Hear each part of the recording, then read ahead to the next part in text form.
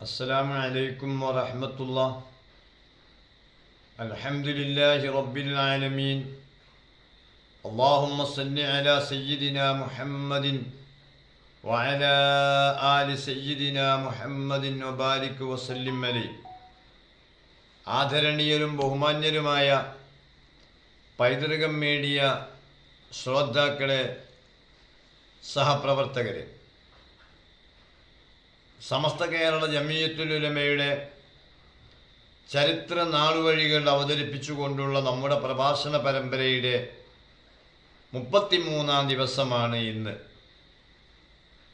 ഖൈറായ കാര്യങ്ങൾ പറയാനും അതനുസരിച്ച് ജീവിക്കാനുമുള്ള അവസരം, അതിനുവേണ്ടിയുള്ള ആയുസ്സും നമുക്ക് അല്ലാഹു നിലനിർത്തി തരട്ടെ, ആമീൻ എന്ന് ദുആ ചെയ്തുകൊണ്ട് പ്രഭാഷണത്തിലേക്ക് പ്രവേശിക്കാം.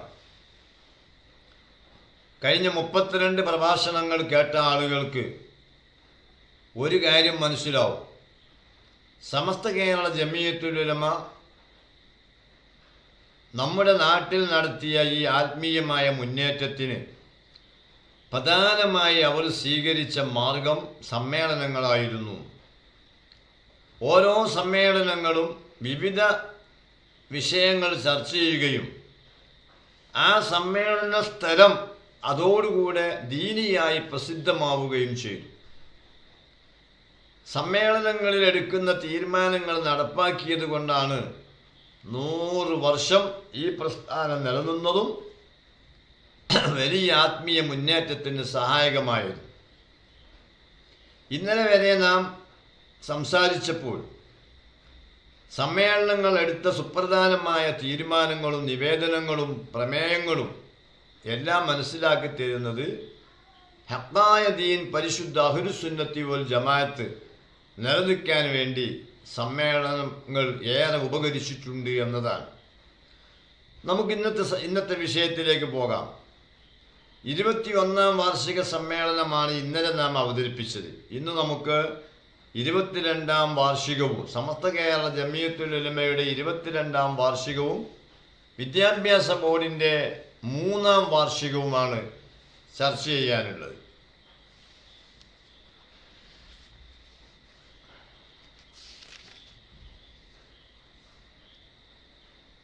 സമസ്ത കേരള ജമിയത്തുൽ ഉലമയുടെ സാധാരണ മുശാവറ യോഗം 963 സെപ്റ്റംബർ 21-ന് കോഴിക്കോട് ചേരുകയുണ്ടായി. ആ സമ്മേളനമാണ് നമുക്ക് 963 ഡിസംബർ 27, 28, 29 തീയതികളിൽ കാസർഗോഡ് സമസ്തയുടെ 22-ാം വാർഷികവും വിദ്യാഭ്യാസ ബോർഡിൻ്റെ 3-ാം വാർഷികവും നടത്താമെന്ന തീരുമാനത്തിലെത്തിയത്. സമ്മേളനത്തിന് രൂപം കാണുന്നതിന് 1963 ഒക്ടോബർ മാസം 12-ാം തീയതി ബാഫക്കി തങ്ങളുടെ അധ്യക്ഷതയിൽ യോഗം ചേർന്നു. ആ യോഗമാണ് നേരത്തെ തീരുമാനിച്ച 22-ാം വാർഷിക സമ്മേളനം വിജയിപ്പിക്കാനുള്ള പ്രചരണ പ്രവർത്തനങ്ങൾക്ക് രൂപം നൽകിയതും സമ്മേളനത്തിൻ്റെ പ്രോഗ്രാം ചർച്ച ചെയ്തതും. സമ്മേളനത്തിൽ അധ്യക്ഷനായി ആൾ ഇന്ത്യ സുന്നി ജമിയത്തുൽ ഉലമയുടെ പ്രസിഡന്റ് ഉത്തർപ്രദേശുകാരനായ മൗലാന ആലെ മുഹമ്മദിനെ ക്ഷണിക്കാനും സമ്മേളനം ശംസുൽ ഉലമ കുത്തുബി മുഹമ്മദ് മുസ്ലിയാരെ കൊണ്ട് ഉദ്ഘാടനം ചെയ്യിപ്പിക്കാനും തീരുമാനിച്ചു. മാത്രമല്ല 3 ദിവസം നടക്കുന്ന പൊതുസമ്മേളനങ്ങൾ വിഷയാധിഷ്ഠിതമായിരിക്കണമെന്നും തീരുമാനിച്ചു. മാത്രമല്ല സമ്മേളനത്തിൻ്റെ ഈ 3 പകൽ ദിവസങ്ങളിൽ മുശാവറയും അതുപോലെ തന്നെ ഉലമാ സമ്മേളനവും വിളിച്ചു ചേർക്കണമെന്നും തീരുമാനിച്ചു. അതേപ്രകാരം 1963 ഡിസംബർ മാസം 27-ാം തീയതി രാവിലെ ആയപ്പോഴേക്ക് തന്നെ, ഉച്ചയ്ക്ക് മുമ്പ് തന്നെ ആനിമീങ്ങളെല്ലാം കാസർഗോഡെത്തി. അന്ന് പ്രാരംഭ കാര്യങ്ങളും മറ്റുമായി രാത്രിയായി.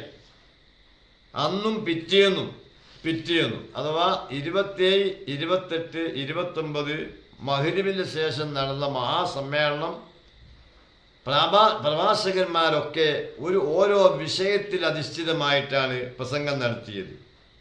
ഉദാഹരണം പറയുകയാണെങ്കിൽ ആദ്യത്തെ ദിവസം തന്നെ ബഹുമാനപ്പെട്ട കൂറ്റനാട് KB മുഹമ്മദ് മുസ്ലിയാർ ഖുർആൻ ദുർവ്യാഖ്യാനങ്ങളുടെ ഖണ്ഡനം എന്ന വിഷയം അവതരിപ്പിച്ചു. മഹാനവറുകൾ ഖുർആൻ വ്യാഖ്യാനം ഇറക്കിയിട്ടുണ്ടല്ലോ. അപ്പം വളരെ കുട്ടിക്കാലം മുതൽ തന്നെ മഹാനവറുകൾ ഈ വിവിധ മൗലവിമാർ, നിരവധി മൗലവിമാർ ഖുർആൻ വ്യാഖ്യാനിച്ച് തുമ്പില്ലാതെയാക്കിയതിനെതിരെ വലിയ പോരാട്ടം നടത്തുകയും ഈ സമ്മേളനത്തിലും ഖുർആൻ ദുർവ്യാഖ്യാനങ്ങളുടെ ഖണ്ഡനം എന്ന വിഷയം അവതരിപ്പിച്ച് ഏറെ ശ്രദ്ധിക്കപ്പെട്ട പ്രസംഗം നടത്തി. പൂന്താനം അബ്ദുള്ള മുസ്ലിയാരുടെ വിഷയം ഇസ്ലാമിക സംസ്കാരമെന്നും നെടിയനാട് C. അബ്ദുറഹ്മാൻ മുസ്ലിയാരുടെ വിഷയം ആദാബ് എന്നുമായിരുന്നു. അതുപോലെ സമാപന പൊതുസമ്മേളനത്തിൽ ബഹുമാനപ്പെട്ട EK അബൂബക്കർ മുസ്ലിയാർ വിലായത്ത് കറാമത്ത് എന്ന വിഷയവും വാണിയമ്പല അബ്ദുറഹ്മാൻ മുസ്ലിയാർ മൗദൂദി ഖണ്ഡനം എന്ന വിഷയവും KK സദക്കത്തുള്ള മുസ്ലിയാർ ഇജ്തിഹാദ് തഖ്ലീദ് എന്ന വിഷയവും കോട്ടുമല അബൂബക്കർ മുസ്ലിയാർ പ്രശ്നം വെക്കലും കണക്ക് പറയലും എന്ന വിഷയത്തിലാണ് പ്രസംഗം നടത്തിയത്. വിഷയാധിഷ്ഠിതമായി പ്രസംഗിക്കുക എന്ന തീരുമാനം ഭംഗിയായി ഈ സമ്മേളനം നിർവഹിച്ചു. സമ്മേളനത്തിൻ്റെ അനുബന്ധമായി ധാരാളം മുഷാവറകൾ ചെന്നിട്ടുണ്ട്. എന്നാൽ സമ്മേളനത്തിൻ്റെ രണ്ടാമത്തെ ദിവസം ചേർന്ന മുഷാവറ യോഗം, ആ മുഷാവറ യോഗത്തിൽ ഈ ദർസുകൾ വിദ്യാഭ്യാസ ബോർഡ് കാര്യക്ഷമമാക്കാൻ വിദ്യാഭ്യാസ ബോർഡിന് കഴിഞ്ഞല്ലോ. അത് മദ്രസ പ്രസ്ഥാനം ഓത്തുപള്ളികളായി ചുരുങ്ങിക്കൊണ്ടിരുന്ന മദ്രസ പ്രസ്ഥാനം ഒരു ചട്ടക്കുള്ളിലായി വ്യവസ്ഥാപിതമായി നടത്താൻ വേണ്ടി നമുക്ക് കഴിഞ്ഞ സ്ഥിതിക്ക് പള്ളി ദർസുകൾ ഇപ്പോൾ ശൂന്യവൽക്കരിക്കുകയാണ്. അതുകൊണ്ട് പള്ളി ദർസുകൾക്കും ഒരു ഓർഡറും സിസ്റ്റവും അതുപോലെ സിലബസും പരീക്ഷയും എല്ലാം വേണമെന്ന് പണ്ഡിതന്മാർ അഭിപ്രായപ്പെട്ടു. ചർച്ച പുരോഗമിച്ചപ്പോൾ ബഹുമാനപ്പെട്ട KK സദക്കത്തുള്ള മുസ്ലിയാർ എഴുന്നേറ്റുകൊണ്ട് പറഞ്ഞു, നമ്മൾ ഓരോ മഹല്ലുകളിലാണ് ദർസ് നടത്തുന്നത്, അത് തന്നെ ഇപ്പം ഇത്ര നിശ്ചിത കൊല്ലം നിൽക്കുക എന്നുള്ളതും തീരുമാനമാവില്ല. അപ്പം അതുകൊണ്ട് പള്ളി ദർസ് നടക്കുന്ന മാതിരി ദർസ് കിതാബ് ചൊല്ലി കൊടുക്കുക, അത് കുട്ടികൾ സംശയം തീർക്കുക, അങ്ങനെ പള്ളിക്കും മറ്റും ബുദ്ധിമുട്ടാകാത്ത രൂപത്തിൽ ദർസ് അങ്ങനെ നടന്നു പോയാൽ മതി, അതിനൊരു സിലബസും പരീക്ഷയും വേണ്ട എന്ന പക്ഷക്കാരനായിരുന്നു KK സദക്കത്തുള്ള ഉസ്താദ്. അതുമായി സഹകരിച്ചില്ല. അതോടുകൂടെ അത് ചീറ്റിപ്പോയി. എന്നാൽ സത്യം പറയുകയാണെങ്കിൽ ഇന്ന് വരെ ദർസിനൊരു സിലബസ് ഉണ്ടാക്കി വ്യവസ്ഥാപിതമായി നടത്താനുള്ള സംവിധാനങ്ങൾ ഇന്നും ആയിട്ടില്ല എന്നും, അതുകൊണ്ട് ദർസുകൾ വ്യാപകമായി അന്യാധീനപ്പെട്ടു. അതുകൊണ്ടാണ് ഇന്ന് ധാരാളം ദേവാ കോളേജുകളും മറ്റും ഉയർന്നു വന്നതെന്നും സാന്ദർഭികമായി ഓർമ്മപ്പെടുത്തുകയാണ്. അതുപോലെ തന്നെ സമാപന ദിവസം 29-ാം തീയതിയാണല്ലോ. അന്ന് ഞായറാഴ്ച കാസർഗോഡ് ജുമാഅത്ത് പള്ളിയിൽ KK സദക്കത്തുള്ള ഉസ്താദിൻ്റെ നേതൃത്വത്തിൽ സമസ്തയുടെ മുഷാവറ ചേർന്നു. ആ മുഷാവറയാണ് സുൽത്താനുൽ ഉലമ നയിക്കുന്ന സമസ്ത ഇന്ന് ഉപയോഗിക്കുന്ന ആ പതാക സമസ്തയുടെയും വിദ്യാഭ്യാസ ബോർഡിൻ്റെയും നമ്മുടെ സകല പരിപാടികളുടെയും മുന്നിൽ തൂക്കി വെക്കുക എന്നുള്ള ആ ഔദ്യോഗികമായ പതാകയായി ഈ നിലനിർത്തിയ പതാകയാണ് ബഹുമാനപ്പെട്ട സുൽത്താനുൽ ഉലമയുടെ നേതൃത്വത്തിലുള്ള നാം ഇന്നും ഉപയോഗിക്കുന്നത്. അതേസമയത്ത് സമസ്തയിൽ നിന്ന് പിരിഞ്ഞുപോയ വിഭാഗം അവരെന്ത് ചെയ്തു? 91 ഒരു പ്രമേയം വഴി അവർ പുതിയ പതാക കൊണ്ടുവരാൻ തീരുമാനിച്ചു. ആ പുതിയ പതാകയുടെ പ്രയാസം എന്താണെന്ന് ചോദിച്ചാൽ, ഒന്ന്, അത് മുസ്ലിങ്ങൾക്ക് ഏറ്റവും പ്രിയപ്പെട്ട റൗള ഷരീഫ് ആലേഖനം ചെയ്ത അതേ കളറിൽ ആലേഖനം ചെയ്ത കൊടിയാണ് 963 ഡിസംബർ 29-ാം തീയതി ചേർന്ന മുഷാവറ തീരുമാനിച്ച കൊടി. എന്നാൽ പിരിഞ്ഞുപോയ ആളുകൾ കുബ്ബയുടെ കളറ് മാറ്റി നീല കുബ്ബ മതിയെന്ന് തീരുമാനിച്ചു. അതുപോലെ തന്നെ അവർ ആ പതാക, നമുക്കറിയാം ഇന്ന് സുൽത്താനുൽ ഉലമയുടെ നേതൃത്വത്തിൽ നാം ഉപയോഗിക്കുന്ന പതാകയും പിരിഞ്ഞുപോയവർ ഉപയോഗിക്കുന്ന പതാകയും നിങ്ങൾ കണ്ടാൽ തന്നെ അതിൽ വ്യത്യാസങ്ങൾ കാണാൻ നമ്മൾ അതൊരു വിവാദമാക്കിയല്ല.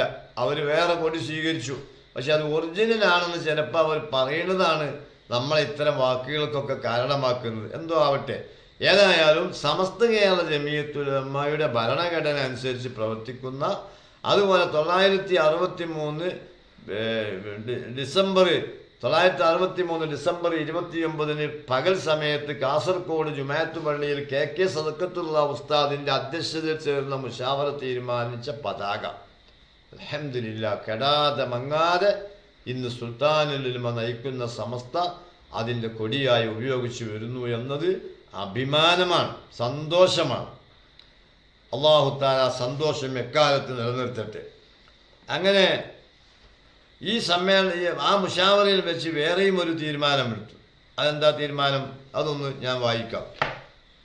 കേരളത്തിൽ സ്ഥാപിക്കപ്പെട്ടിട്ടുള്ള പള്ളികൾ, മദ്രസകൾ മുതലായ മതസ്ഥാപനങ്ങൾ സുന്നികളാൽ സ്ഥാപിക്കപ്പെട്ടതായിരിക്കയാൽ അത്തരം സ്ഥാപനങ്ങളുടെ കൈകാര്യങ്ങൾ നടത്തുവാനോ ഖാദി സ്ഥാനം, ഖത്തീബ് സ്ഥാനം, ഇമാമത്ത്, മുദർരിസ് എന്നീ സ്ഥാനങ്ങളും പദവികളും വഹിക്കാനോ സുന്നത്തി ജമാഅത്തിൽ യഥാർത്ഥത്തിൽ വിശ്വസിക്കുന്നവർക്കല്ലാതെ നെഞ്ചിൽ വെക്കൽ, കുത്തുബ പരിഭാഷ ചെയ്യൽ, തറാവി 8 റക്കായത്താക്കൽ, നിസ്കാരാനന്തരം ദുആ കഴിയാതെ അനാവശ്യമായി സ്ഥലം വിടൽ മുതലായ പുതിയ അനാചാരങ്ങൾ നടത്തുന്നവർക്ക് സമസ്ത കേരള ജമിയത്തുൽ ഉലമയിൽ യാതൊരു അംഗത്വവും ഉണ്ടാവുകയില്ല. അതുപോലെ തന്നെ സുന്നികളാൽ സ്ഥാപിച്ച് നിലനിർത്തിപ്പോരുന്ന സ്ഥാപനങ്ങൾ സ്ഥാപനങ്ങളിൽ ഇമാമത്ത്, ഖത്തീബ്, മുദർരിസ് സ്ഥാനങ്ങൾ വഹിക്കാനോ അതുപോലെ അത്തരം സ്ഥാപനങ്ങളുടെ നടത്തിപ്പിൽ പങ്കാളികളാകാനോ അവർക്ക് യാതൊരു അവകാശവും ഉണ്ടാവുകയില്ല എന്ന തീരുമാനവും ഈ മുശാവറയാണ് എടുത്തത്. അതുപോലെ തന്നെ കോട്ടുമല അബൂബക്കർ മുസ്ലിയാർ കൺവീനറായിക്കൊണ്ട് ഒരു ഫത്വ കമ്മിറ്റിയും ഈ മുശാവറ തിരഞ്ഞെടുക്കുകയുണ്ടായി. 5 അംഗ ഫത്വ. ആ ഫത്വ അന്നു മുതലാണ് ശരിക്കും ഒരു സിസ്റ്റമാറ്റിക്കായ ഒരു ഫത്വ സമസ്ത കേരള ജമിയത്തുൽ ഉലമക്ക് നിലവിൽ വന്നത്.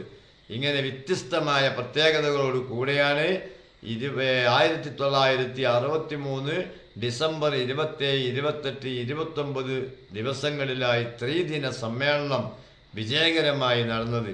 അല്ലാഹു സുബ്ഹാനഹു വ തആല അതിൽ പങ്കെടുത്തവർക്കും അതിൽ നേതൃത്വം നൽകിയവർക്കും മതിയായ പ്രതിഫലം നൽകട്ടെ. ആമീൻ. നോക്കൂ പ്രിയപ്പെട്ട സഹോദരന്മാരെ, 242 ആൾ യാത്ര ചെയ്ത എയർ ഇന്ത്യയുടെ വിമാനം 32 സെക്കൻഡ് മാത്രം ഉയർന്നു പൊന്തിയപ്പോഴേക്ക് അത് തകർന്നു വീഴുകയും അതിലുള്ള മുഴുവൻ ഒരു യാത്രക്കാരനല്ലാത്ത എല്ലാ യാത്രക്കാരനും കത്തിക്കരിഞ്ഞു പോവുകയും ചെയ്ത ഏറ്റവും വേദനാജനകമായ ഒരു സാഹചര്യം. നമ്മളത് മിനിയാന്ന് നടന്നു വായിച്ചു തീർന്നു എന്ന് മനസ്സിലാക്കേണ്ട. ഈ 241 കുടുംബങ്ങളെന്ന് പറഞ്ഞാൽ അവർക്ക് നോക്കൂ ഉറക്കല്ല, എന്തൊരു പ്രയാസത്തിലാണിപ്പോൾ അവർ. അതിൽ 2, 3 കുട്ടികൾ, വാപ്പയില്ല, വാപ്പയും ഉമ്മയും നഷ്ടപ്പെട്ടു, കുട്ടികൾ മാത്രമായി ഒറ്റപ്പെട്ട എത്രയോ പ്രയാസം അനുഭവിക്കുന്ന കുടുംബങ്ങളുണ്ട്. അല്ലാഹു സുബ്ഹാനഹു വ തആല അവർക്കൊക്കെ നല്ല ക്ഷമ നൽകട്ടെ. ഇന്നൊരു ചെറിയ സന്തോഷമുള്ളതെന്താണെന്ന് ചോദിച്ചാൽ തീർത്തും അക്രമപരമായ അനാവശ്യപരമായി ഭൂലോക മനുഷ്യവർഗത്തിൻ്റെ കഠിന ശത്രു രാജ്യമായ കഠിന വിരോധികളായ തെമ്മാടിക്കൂട്ടങ്ങളായ ഇസ്രായേൽ ഒരു കാരണവുമില്ലാതെ ഫലസ്തീനികളെ നശിപ്പിച്ചു ഒതുക്കിക്കൊണ്ടിരിക്കുന്നത് പോലെ തന്നെ ഇറാനെ ആക്രമിക്കുകയും അങ്ങനെ അതിലവർ വലിയ വിജയാഹ്ലാദം നടത്തുകയും ചെയ്തു. എങ്കിലും നമ്മളിപ്പോൾ ഈ സമയത്ത് നമുക്ക് ഒരു ചെറിയൊരു സന്തോഷം എന്ന് പറഞ്ഞാൽ ഇറാൻ അതിശക്തമായ തിരിച്ചടി നൽകി. ആ തിരിച്ചടിയുടെ ഭാഗമായി നാം പത്രത്തിൽ നാം പറഞ്ഞു ഇപ്പോൾ ഈ പത്രത്തിലൂടെ അതുപോലെ ഇപ്പോൾ വാർത്തയിലൂടെയും കേട്ടുകൊണ്ടിരിക്കുന്ന ഈ വാർത്തയുടെ വിവരമടിസ്ഥാനത്തിൽ ഇറാൻ ഇസ്രായേലിനെ ശക്തമായി തിരിച്ചടിക്കുകയും ടെൽ അവീവിൽ വരെ അതിൻ്റെ അലയൊലികൾ ഉണ്ടാവുകയും ചെയ്തു എന്ന ഒരു നേരിയ സന്തോഷം നമുക്കുണ്ട്. എങ്കിലും ആ യുദ്ധം എത്രയും പെട്ടെന്ന് അവസാനിപ്പിച്ചെങ്കിലേ ലോകത്തെ ജനങ്ങൾക്ക് സമാധാനമുണ്ടാവുകയുള്ളൂ. പ്രത്യേകിച്ച് ഇന്ത്യയുടെ സാമ്പത്തിക ഭദ്രത തന്നെ നിലനിൽക്കേണ്ടത് നമുക്കറിയില്ലേ. വിദേശത്തു നിന്നൊക്കെ കൊണ്ടുവരുന്ന എണ്ണകളും മറ്റ് വസ്തുക്കളൊക്കെയാണ്. അത് പശ്ചിമേഷ്യയിൽ യുദ്ധം നടന്നാൽ എല്ലാ പൈപ്പ് ലൈനും ബുദ്ധിമുട്ട് തന്നെയാണ്. അതുകൊണ്ട് അത് എത്രയും പെട്ടെന്ന് അവസാനിച്ച് ലോകത്തിന് മൊത്തം സമാധാനമുള്ളൊരു സാഹചര്യം അല്ലാഹു തആല നിലനിർത്തി തരട്ടെ. അതുപോലെ തന്നെ ഈ ഒരു സമയത്ത് അള്ളാഹുവിനെ ഭയപ്പെട്ടുകൊണ്ട് പേടിയോടുകൂടി ജീവിക്കുന്ന മുസ്ലിം ഉമ്മത്ത് അവർക്ക് അള്ളാഹു ഇനിയും ഈമാൻ വർദ്ധിച്ചു നൽകട്ടെ. ഫലസ്തീനിലെ മുസ്ലിങ്ങൾക്ക് അള്ളാഹു തആല നിത്യസമാധാനം നൽകട്ടെ. ആമീൻ എന്ന പ്രാർത്ഥനയോടുകൂടി ഇന്നത്തെ പ്രഭാഷണം നിർത്തുന്നു. നാളെ തുടരും. അള്ളാഹു തൗഫീഖ് ചെയ്യട്ടെ. വാഹിർ ദഅവാനാ അൽഹംദുലില്ലാഹി റബ്ബിൽ ആലമീൻ. അസ്സലാമു അലൈക്കും.